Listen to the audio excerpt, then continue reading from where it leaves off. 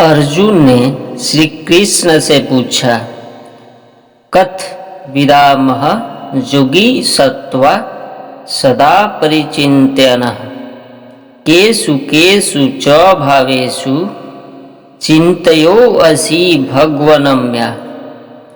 अर्थात, हे योगेश्वर, मैं किस प्रकार निरंतर चिंतन करता हूँ, आपको जानूं और आप किन किन भावों में मेरे द्वारा चिंतन करने के योग्य हैं।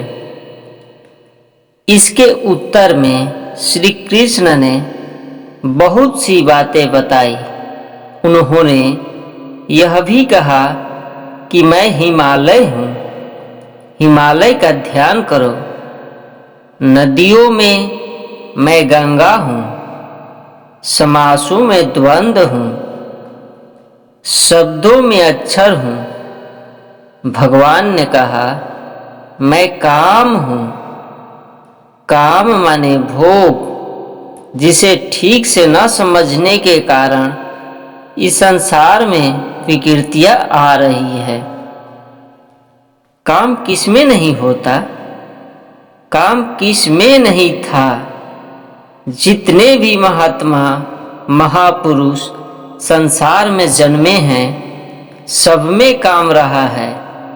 भूख हर किसी को लगती है, सन्यासियों को भी खाने की इच्छा होती है, किंतु कैसे, क्या, कहाँ खाना चाहिए, बनाने की प्रक्रिया कैसी है, भोग लगा कि नहीं, यह सब देखना चाहिए। हम खाते हैं, वस्त्र पहनते हैं, घूमते हैं, इसी का तो नाम भोग है।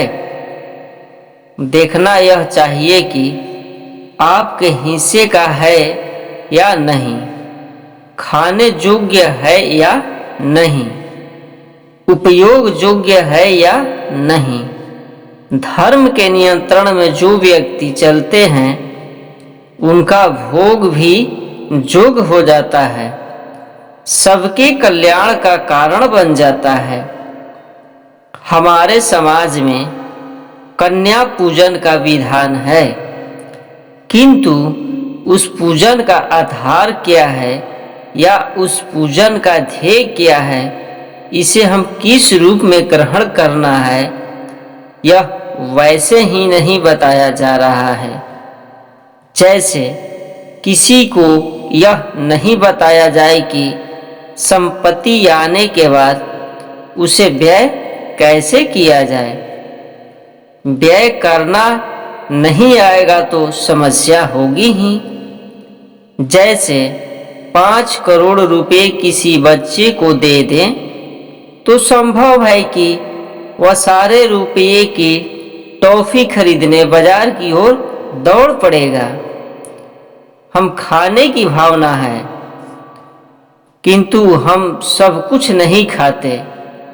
हम में पहनने की भावना है, किंतु हम अपने सारे धन का वस्त्र ही नहीं खरीद लेते हैं। हम विवेक से खाते हैं, विवेक से पहनते हैं।